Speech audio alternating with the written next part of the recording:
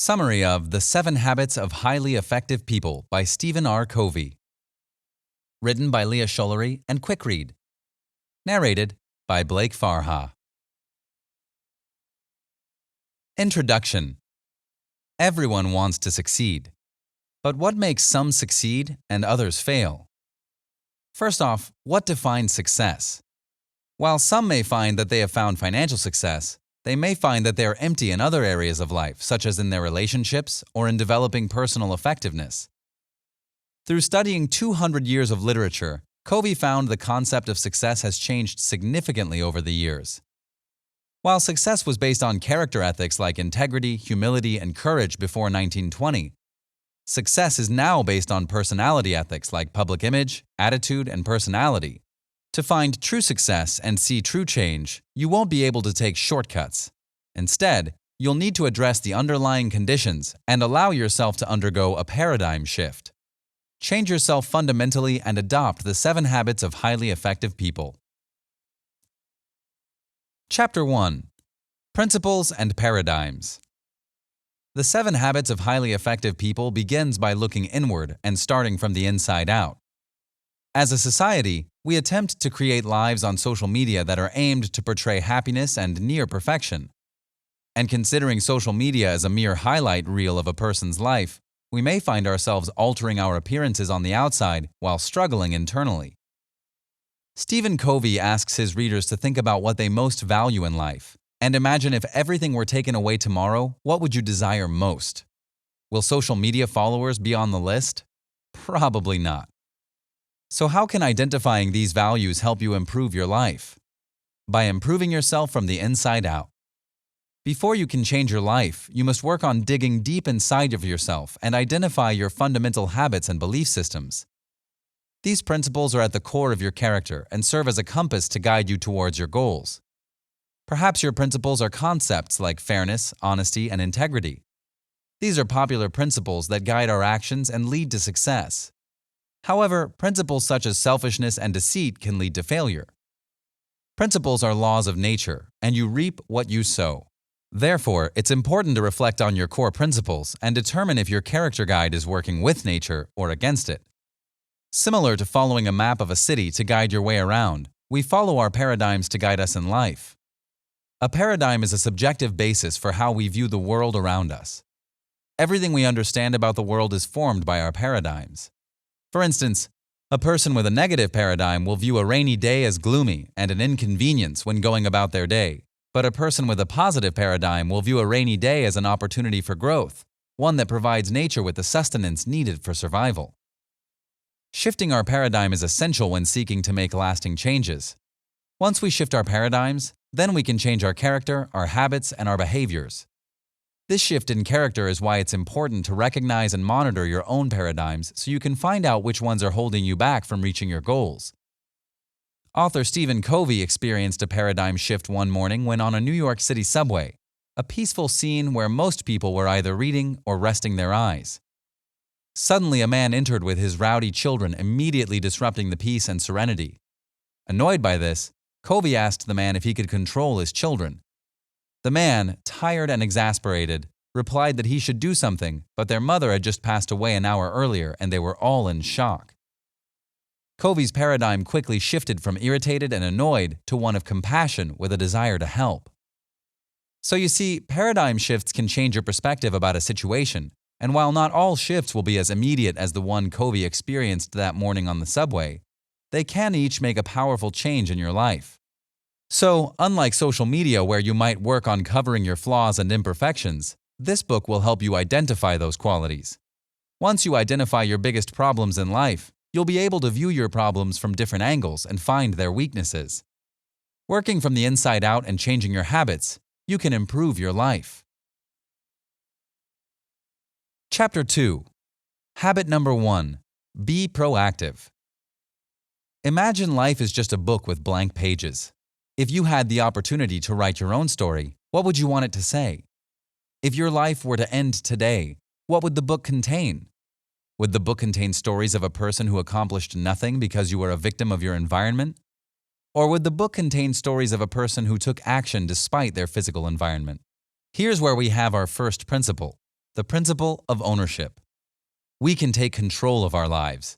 It's so easy to place blame on others for the status of our lives, but it becomes futile. It's not my fault, and I had no control over what happened are common phrases that we say when we find ourselves in sticky situations. But when we start to take ownership of our lives, we adopt a new principle and our world begins to change.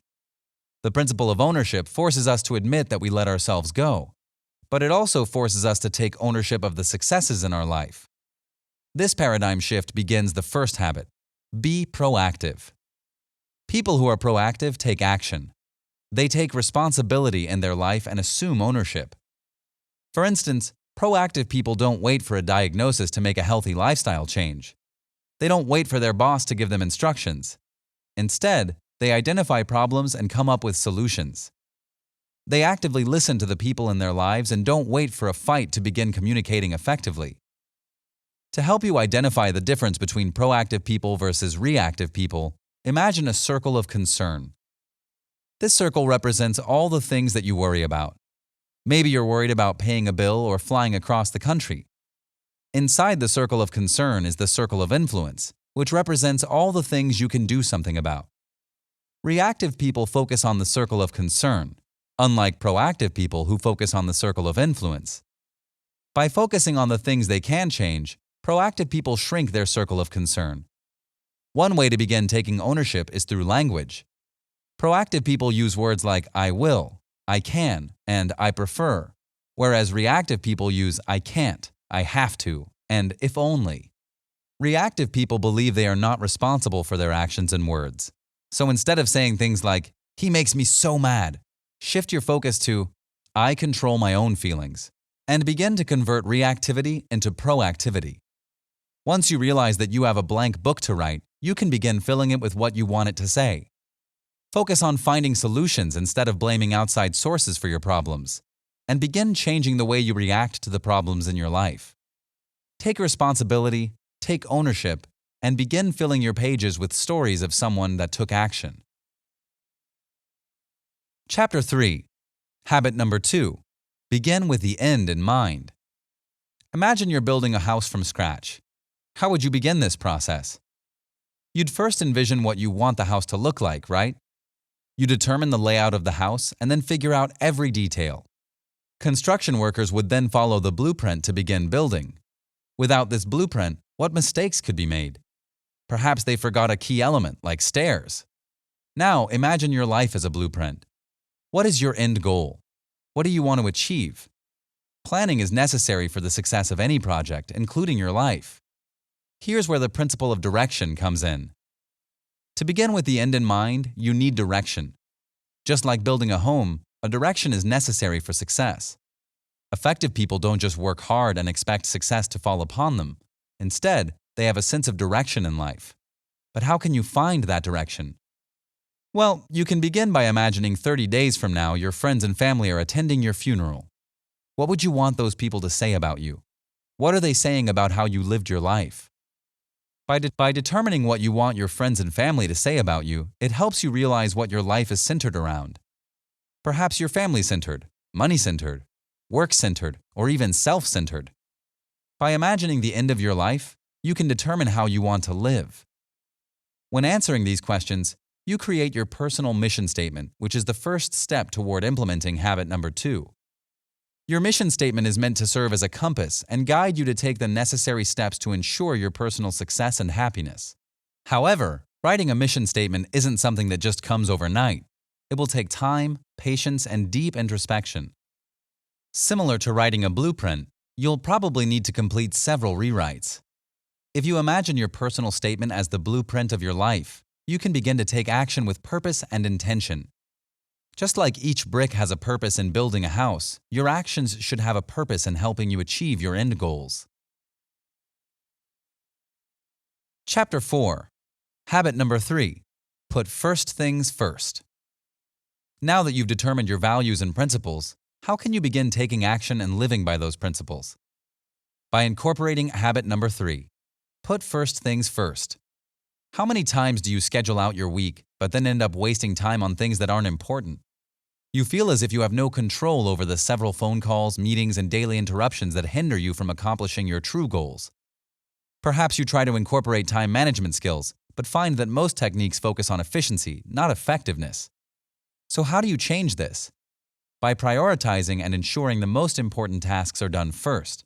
Put everything else aside and get to those tasks later. While this sounds seemingly easy, you might find that you struggle to determine which tasks are important and which are a waste of time. Luckily, Covey has a tool to help you figure that out. The time management matrix is much more effective than just creating a to-do list of what needs to get done. By categorizing your tasks into urgency and importance, you create a 2x2 matrix. Quadrant 1 focuses on tasks that are both urgent and important. While this seems like a critical quadrant, this is more for tasks that become outside of our control, like crises that need to be dealt with right away. A deadline-driven project or the house burning down can both fit into this quadrant. Quadrant 2 focuses on tasks that are important but not urgent. This is the most critical quadrant, as these are the tasks that are most important to us. These tasks include building relationships or planning for the future. These are important principles that will not happen overnight. Spend your time taking action that focuses on building upon the tasks you put into Quadrant 2. For instance, if you want to improve your relationships, take the time to call a friend or family member on your car ride home versus listening to music or your favorite podcast. Quadrant 3 focuses on tasks that are not important but are urgent. These tasks are those that interrupt our days, such as phone calls or meetings. If you find yourself prioritizing tasks in Quadrant 3, you end up responding to tasks that are based on the priorities of others, not yourself. This can lead to several consequences, like short-term focus or feeling like your life is out of control. Quadrant 4 focuses on tasks that are neither important nor urgent. These tasks include those that are a complete waste of time, like watching an entire series of Netflix in one day or mindlessly scrolling social media while at work. These tasks lead to a life of complete dependence and cause people to get fired from jobs. So why focus on Quadrant 2? As mentioned previously, these are tasks that are most important to us. They focus on building relationships, planning, exercising, and preparation, all things that are critical to your happiness. But you set them aside because you think you don't have the time for them. But how can you make time for them? By learning to say no to other activities. Say no to activities that even seem urgent at the time and learn how to delegate effectively. By prioritizing Quadrant 2, you begin to approach your tasks through the inside out. You begin with your solid core of principles, and once problems arise, you begin to see them as pieces of a whole versus a whole itself. For instance, when working with shopping center managers, Covey realized that while the managers knew building relationships with store owners was important and would have a positive impact, they spent less than 5% of their time doing it. Instead, managers spent most of their time on Quadrant 1 tasks like answering phone calls and emails, attending meetings, and writing reports. Wanting to implement a change, the managers devoted a third of their time to building relationships with store owners, and the impact was huge. Managers saw an increase in satisfaction and lease revenue. The managers prioritized Quadrant 2 and shifted their perceptions of Quadrant 1 as just pieces of the puzzle, and said no to the tasks that were not important. If you want to begin implementing Habit 3, the best way to begin is by creating your own matrix and identifying the tasks in Quadrant 2 that you've been neglecting. Commit to working on Quadrant 2 in writing and begin prioritizing your actions. Chapter 5. Habit number 4. Think win-win. Life is a dog-eat-dog world. It's about fierce, ruthless competition, and if you have to lie and cheat to get what you want, then so be it. Do you believe that? Is life actually a dog-eat-dog world? If you're having to lie and cheat, aren't you going against your principles of honesty and integrity? Unfortunately, this is a mindset that many people possess in today's society. They believe that to win, you have to lose. But what if I told you that life doesn't have to be that way? Instead, life doesn't have to be a competition. Both parties can win. By creating a win-win mindset, you can begin to establish successful, interdependent relationships. Adopting a win-win mindset might mean shifting your paradigm of human interaction. In fact, there are 6 paradigms that Covey explains. The first is the win-win paradigm, in which both people win. Problems are resolved by creating a mutually beneficial solution that satisfies both parties.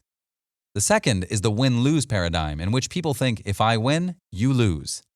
Win-lose people use their power, position, and credentials to influence others to get what they want. The third is the lose-win paradigm, in which people think if I lose, you win. Lose-win people aim to please those around them and seek popularity and acceptance. The fourth is the lose-lose paradigm, in which both people lose. Whenever two win-lose people or two determined, stubborn, and ego-driven people negotiate with one another, it will always end in a lose-lose situation. The fifth is the win paradigm, in which people simply don't care what the outcome is for the other party as long as they win. The final paradigm is the win-win or no-deal mindset, in which people believe if a mutually beneficial agreement cannot be made, then no deal will be made.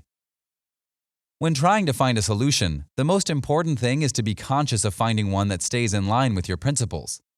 This is an example of the principle of abundance.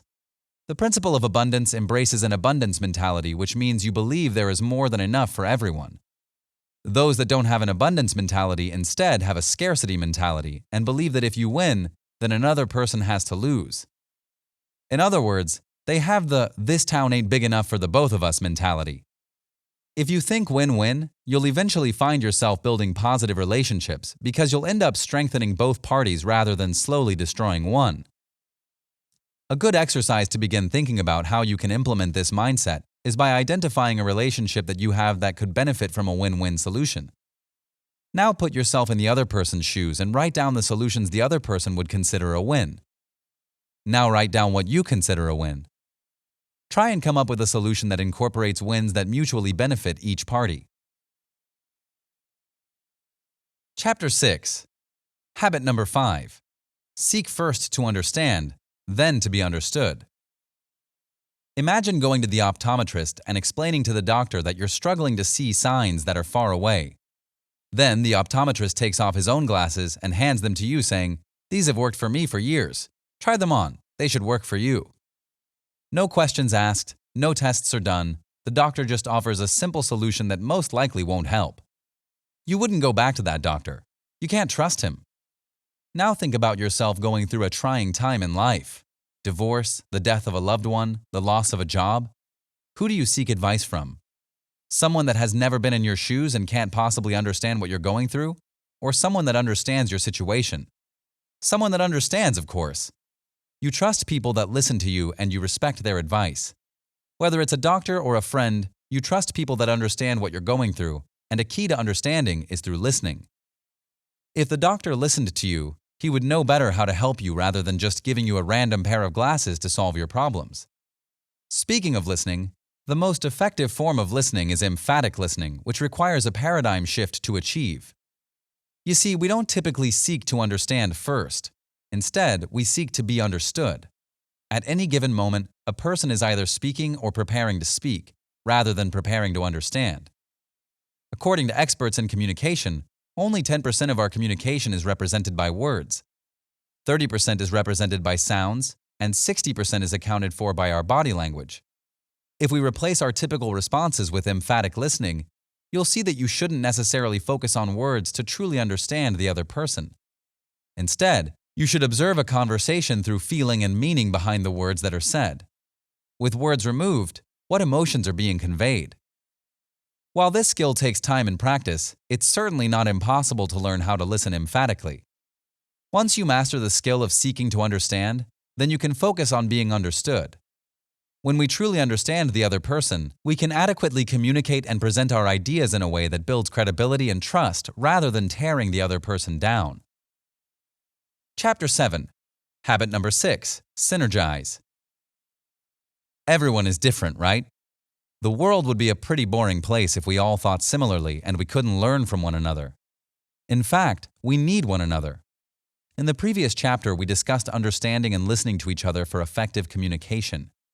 Now we can focus on working with one another through the principle of team execution, the principle that we need each other to thrive, and that both independence and interdependence are necessary for productive interactions. By understanding and valuing the differences of another's perspective, you create the opportunity for synergy. Synergy is a concept that the combined value of each individual will be greater than if each individual remained independent. In other words, two heads are better than one. While each person thinks differently, each person offers something that can benefit the greater good.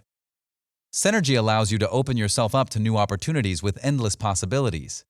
Synergy allows you to listen to one another's differences and determine how to come together to tackle a shared challenge. So how can you begin to synergize with your team? Begin with habits 4 and 5 and think about win-win situations while trying to truly understand others around you. By valuing the different perspectives and opinions that each person has, you can begin to build something greater than yourself. For instance, a great movie isn't created by one person. Look at movies like Lord of the Rings or Star Wars. Without a team of creators, designers, writers, and more, the movies would never come to life as they do. Each team member has their own strengths that they bring to the table that benefits the project as a whole. By valuing the mental, emotional, psychological differences between people, you can begin synergizing and creating something bigger than you ever could on your own. Beginning to value these differences takes time and patience, especially when there are people in your life that you don't get along with. But why don't you get along? You might think differently than that person. So how can you begin to open yourself up to these differences? Start by creating a list of people that you don't get along with. Choose just one person and determine how their views are different than yours. How can you find synergy between your perspective and theirs? How can you be more open-minded and confident about their differences? Chapter 8. Habit number 7. Sharpen the saw. Chefs use their knives every day. They constantly chop, slice, and dice, eventually making their knife dull. Do they just throw the knife away and buy a new one? No, they sharpen it. Just like a chef's knife, we have to sharpen ourselves as well. We must devote time to ourselves physically, spiritually, mentally, and socially. By sharpening your saw in these 4 areas, you can see the results of lasting effectiveness. Renewing yourself physically means eating well, getting sufficient rest, and exercising regularly to build strength, flexibility, and endurance. Staying physically active helps to sharpen habit 1 of proactivity. You have to become proactive towards your fitness rather than reacting to the forces that keep you from exercising. Focusing on your spiritual dimension doesn't necessarily mean adopting a specific religion at all. Instead, it means that you should examine your life and be mindful of your actions. The goal of renewing your spiritual self can include meditating, praying, or connecting with nature. Spiritual dimension can help you practice habit 2, since you consistently revise your principles and core values. To stay mentally healthy, you can read great books, keep a journal of your thoughts and insights, and limit television programs to only watching those that enrich your life and mind. You can also learn a new language or take courses to learn something new. There are a variety of ways to enrich yourself mentally. Additionally, focusing on mental health will help you practice habit 3, since you'll be utilizing your time management skills to maximize your time and resources. Lastly, it's important to work on your social and emotional health. Renewing yourself socially to develop meaningful relationships means you must seek to understand others, make contributions to meaningful projects that improve the lives of others, maintain an abundance mentality, and help others achieve their own success.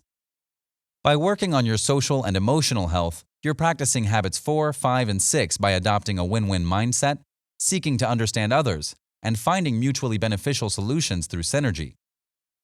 If you're wondering how you can work on these 4 dimensions, begin by making a list of activities that will help you renew yourself among each category. Select one activity from each dimension and commit to completing that activity next week. At the end of the week, evaluate your performance and question what led to your success or failure. Final summary. To become a highly effective person, you must adopt these 7 habits. Be proactive. Stop reacting and begin taking action. Instead, take control and assume responsibility for your life. Begin with an end in mind. Stop working aimlessly on whatever job pops up. Instead, have a vision for your future and align your actions to make that vision a reality. Put first things first. Stop wasting your time on tasks that seem urgent at the moment but don't align with your goals. Instead, prioritize your tasks and focus on the non-urgent, important items. Think win-win. Stop thinking that you must win or lose. Instead, come up with a mutually beneficial solution for both parties. Seek first to understand, then to be understood. Stop jumping to provide a solution or a response. Instead, listen emphatically to understand others around you.